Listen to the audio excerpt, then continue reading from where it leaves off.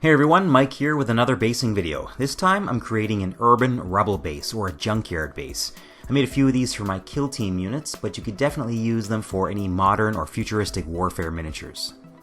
I'm using a few different materials, and I'll be posting links to all of them in the description if you're interested. The first is just regular corkboard. This one is an I-beam made from Plasticard. I bought these from Green Stuff World, though you can definitely make some of your own. And this one is ABS Diamond Plasticard. This is also from Green Stuff World, and when you look close, you can see it's textured to look like a typical metal floor. I'm going to start off with a piece of the corkboard to create a wall that's fallen over. I'm just going to break it up randomly, but keep it big enough so that my miniature has room to stand on it.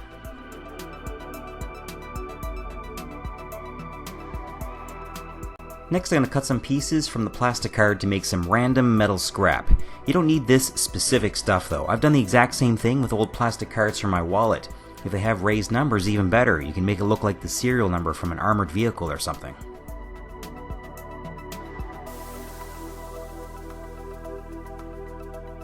I don't want this scrap metal to be perfectly flat, so I'm using a pair of needle nose pliers to put a few bends into it.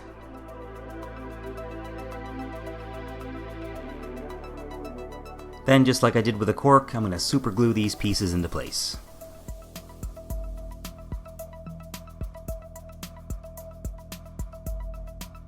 Next I'm cutting a bit of I-beam, and though I've never tried this, I don't see why you couldn't use a ruler and an X-Acto knife to cut thin strips of plastic and then just glue them into an I-beam shape. I want this I-beam to look like it's sticking out of the mud on an angle, so that's the way I'm going to cut it on the bottom. Next I'm applying all the earth texture. It really doesn't matter which one you use, but I like Vallejo textures. This one is dark earth. Once the base is coated, you can drop in some rocks or whatever else you think will look cool. I'm going to be using one of the skulls from Citadel Skulls. Now I've added a big lump of the earth texture and I'm going to stab in the I-beam. The earth texture is plenty strong enough to hold that in place. Now just set that aside to dry before painting. These are all the colors I'll be using, and I'll list all of these in the description as well. So I've primed the base completely in grey, but the starting color doesn't really matter here. The first color I'm going to be using is gunmetal, and I'm using this on all the metal scrap and the I-beam. For the toppled wall, I'm using Russ Grey, which looks more like a baby blue to me. Anyway, I wanted this to look like a painted concrete wall. For all the mud, I'm just going with a dark brown. This one is Dryad bark.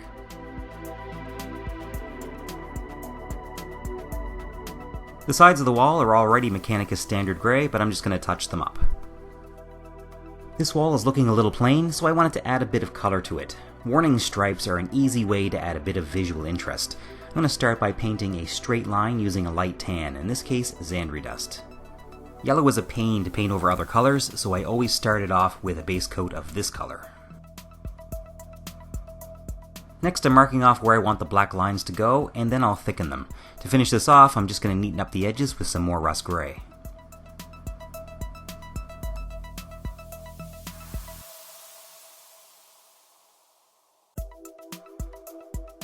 The warning stripes look a little too clean, so now I'm going to stipple some random spots with some more Russ Grey.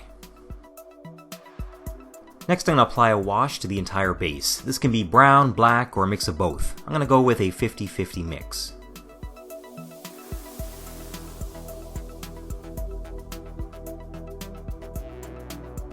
Once that's dry, I'm dry brushing all around the sides of the wall with Dawnstone Grey. After that, I'm dry brushing all of the dirt with Vallejo's Earth, which is a nice reddish brown. I'm also dry brushing the skull with this. And finally, I'm dry brushing just the skull with Karak stone. I've still got some of the Russ Grey on my wet palette, and I'm going to use this to do a basic highlight just by dabbing the original color back onto the wall. I'm doing my best here not to get any of this paint into the cracks. Next I'm going to add some rust to the metal parts of the base, starting with a small amount of Typhus Corrosion. I don't want this all over the metal, I'm just putting it near the base of the I-beam and in random spots on the sheet metal. My next go-to rust color is Mournfang Brown. I have a small amount on my brush, and I'm just kind of switching between dabbing and lightly dry brushing this in a few random places. My last color is Orange Rust from Secret Weapon, though any orange will do for this. And don't worry about overlapping your rust colors, that's actually going to make it look even more realistic. And finally, I'm painting the rim of the base before giving it a good spray with the matte varnish.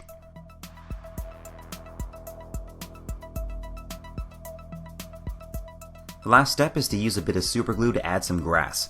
I'm using Wasteland Tufts from Army Painter. I don't like the standard round shape these are in, so I'm using my hobby knife to cut one of the bigger tufts into 3 pieces. Then just find a few spots where you think it's going to look cool, without covering up any of the other details like that skull.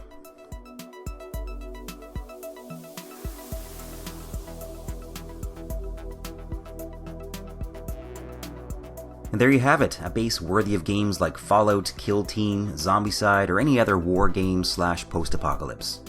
Thank you very much to my patrons for supporting the creation of these videos, and a special thanks to Brian Jones for sponsoring the channel.